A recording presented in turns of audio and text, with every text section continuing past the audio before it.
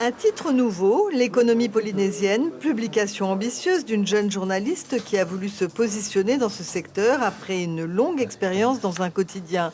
Elle a choisi de s'intéresser à certains secteurs clés de la vie locale et en détaille les perspectives. Son deuxième numéro, elle l'intitule 2021, l'année du crash test, et nous explique pourquoi.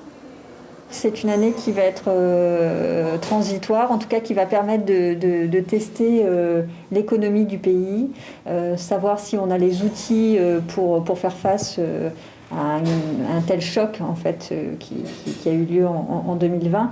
Le crash test dans le secteur automobile, c'est on teste une voiture pour voir sa fiabilité.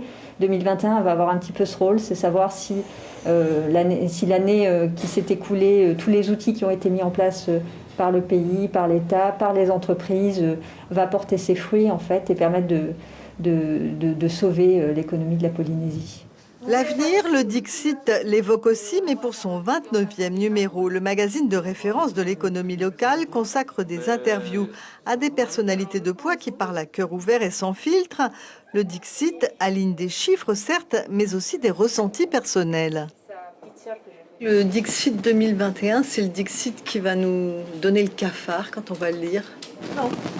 Non, parce que j'ai bien pris soin de privilégier des interviews, donc de mettre de l'humain. J'ai demandé à quelques personnalités de raconter leur année.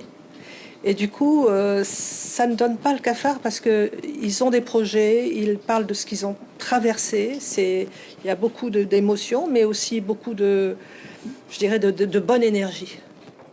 Les dossiers traités sont parfois édifiants sur le fléau des arrêts de maladie, comme sur la vertigineuse descente d'ATN, dont le patron pourtant ne baisse pas les bras.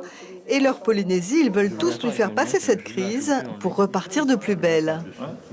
On veut tous y croire. Maintenant, pour le moment, il n'y a pas beaucoup de visibilité. Moi, ce que je vois, c'est que la priorité de la plupart de ces chefs d'entreprise, c'est de préserver l'emploi.